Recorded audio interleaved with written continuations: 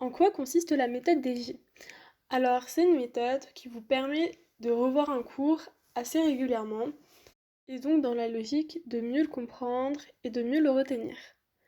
Du coup, le but, c'est vraiment de regarder donc le cours à J0, donc le premier jour, quand on l'apprend, enfin quand on le regarde pour la première fois. Ensuite, on le regarde le lendemain, donc à J1, le enfin 3 jours plus tard, donc à J3, puis J7, J14, J30, etc., etc. Et en fait, c'est un peu comme vous voulez.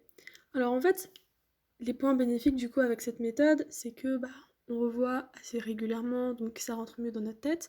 Mais le point négatif, c'est qu'on évite, enfin, on coule vite sous la charge de travail en fait.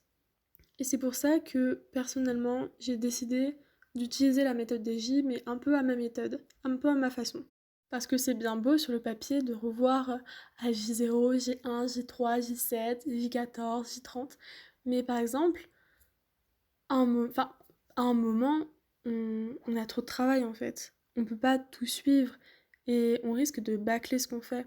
Et c'est pour ça qu'en fait, j'ai décidé de moins voir certains cours ou de plus voir d'autres cours pour ne pas avoir trop de cours à revoir dans la même journée. Parce qu'au final, ça sert à rien de bâcler et mieux vaut passer plus de temps sur un cours que de le revoir vite fait parce que oulala, aujourd'hui c'est J15, ok, je dois voir et tout.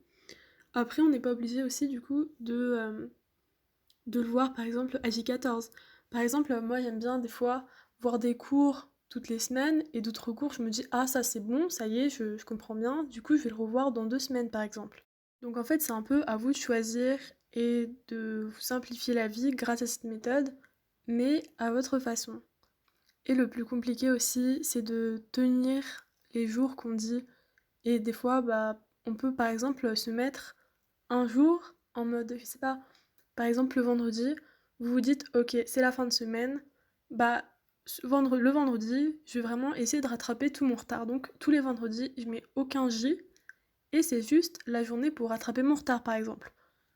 Donc voilà, après, on peut aussi un peu modifier. Par exemple, si quand vous voyez un cours la première fois, vous n'arrivez pas, du coup vous dites, oulala, faut que je le regarde vraiment plusieurs fois. Par exemple, si vous dites, faut que je le revoie 5 fois avant votre examen ou votre concours, bah au début vous dites ça, mais peut-être que après vous vous rendrez compte qu'en fait 5 fois c'est pas suffisant ou que justement 5 fois c'est trop. En fait, c'est vraiment à vous de vous organiser en fait. Et voilà, il n'y a pas une seule méthode des J pour moi. C'est vraiment une bonne. Enfin, comment dire? C'est une bonne idée en fait, mais voilà, faut pas non plus suivre à la lettre, sinon ça va pas du tout aller. Et au final, vous allez vous perdre et détester cette méthode. Donc voilà, j'espère que cette petite vidéo vous aura plu, n'hésitez pas à vous abonner.